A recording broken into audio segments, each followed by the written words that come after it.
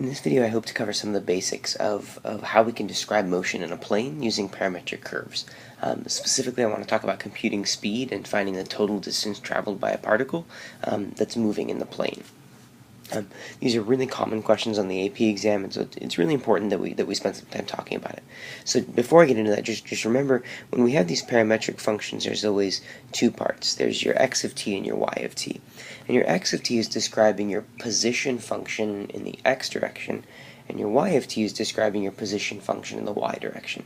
So the two of those things are sort of working together to describe the position of the object, right? We then understand that when we take x prime of t, or when we take y prime of t, well, we all know that if these are position,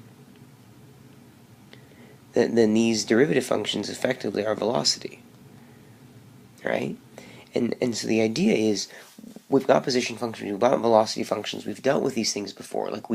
These are things we already know from the first year calculus class. We just need to see how this is going to interact and how we're going to compute things.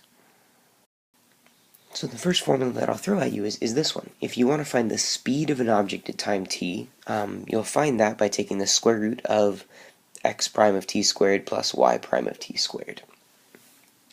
And I sort of want to briefly point out that this should make sense, right? The reason it should make sense is that x prime of t and y prime of t are basically components of the velocity of the object, right?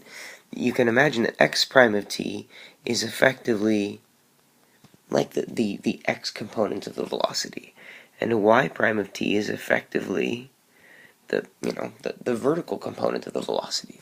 And so if we want to know how fast the object is going, I effectively just need to look at how long is this component. Like if I look at the overall movement, because the object isn't moving directly to the left and then directly up, it's going in this direction.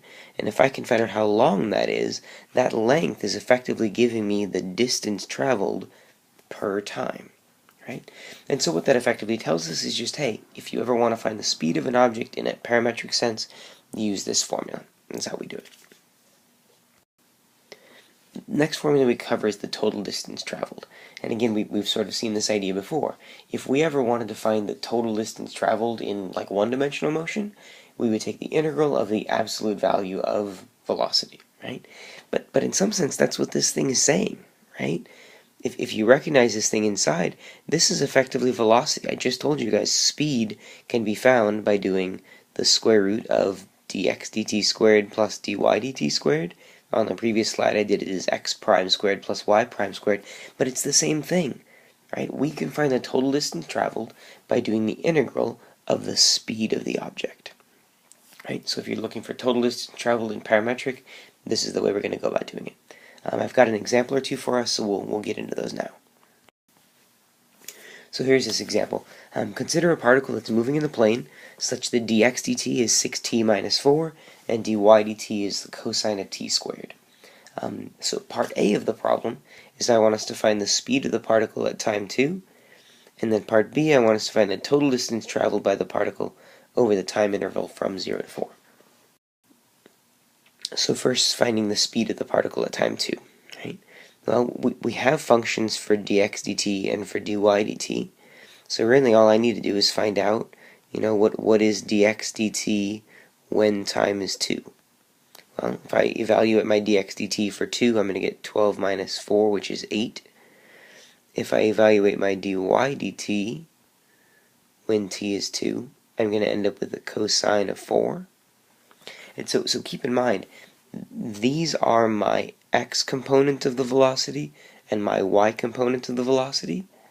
And so because this is positive, the particle is moving right, the cosine of 4 is a third quadrant angle, so this is negative, so that means the particle is moving right and down. Whatever, we just want the speed of the particle. We can find the speed of the particle. The speed at time 2 would be given by the square root of 8 squared plus cosine squared 4. And if we throw that at a calculator, we'll get, so here I'm ending up with 8.027. Right? So this is the speed of the particle at that instant. Okay?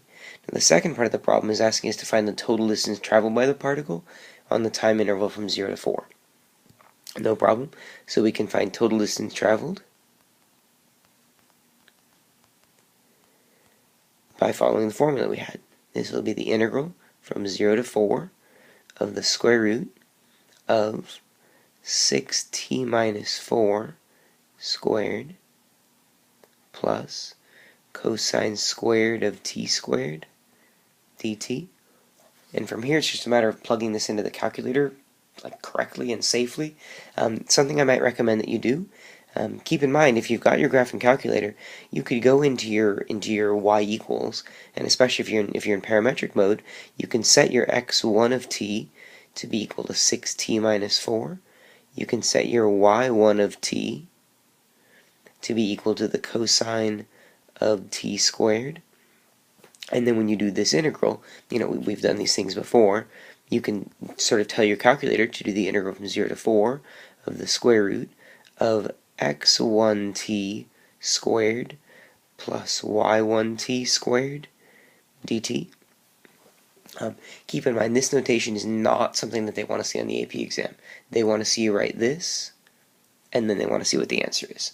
So this is all stuff that sort of happens in your head. So let's see what answer we get when we throw that at the calculator. So I got the total distance traveled to be 35.056057 if we round up. That's the total distance traveled over that time interval. Right? So just simple applications of these two things. Now, I did have one follow-up question, and this is something that I'm hoping you guys can sort of pause the video and think through on your own. There is a time, and that should say a time greater than 0.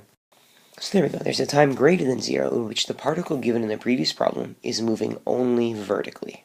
I want to find the time that happens, and I want to find the speed of the particle at that time. And this is actually, there's sort of a quicker way to get through this problem, and so, pause the video, sort of think about how you might attack this problem, see what you might do, and then sort of come back and we'll talk about how we're going to do this. So, first of all, we need to recall, what were the dx dt and dy dt. The dx dt was 6t minus 4, and our dy dt was the cosine of t squared. So the thing I really want us to focus on is, what does it mean that the particle was moving only vertically? How would the particle move only vertically? Right? Only way for it to move vertically is if it had a dy dt velocity component, and if the dx dt component, if our sideways component was 0. So what I'm going to do is I'm going to say, well, in order for this to happen, dx dt must have been 0. And so if I solve this thing, I'm going to end up finding out that this happens when t is 4 over 6, which is effectively 2/3.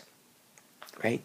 So now we want to know what the speed of the particle is at that time. Right? Well, in order to find the speed, I need to do the square root of my x component squared plus my y component squared. Well, what is my x component of the velocity here? Well, my x component is 0 because it's not moving horizontally. What about my y component? Well, I have a function right over here that'll find that for me. My y component, dy dt, will simply be the cosine of 2/3 squared, so the cosine of 4/9. Right? That cosine of 4/9 is going to go here. And then what's sort of neat is, because this first piece is 0, I just have the square root of the cosine of 4/9 squared, so I end up with just the cosine of 4/9. And that's the speed of the particle. And I mean, it should be the absolute value of the cosine of 4/9, but it's already going to be positive.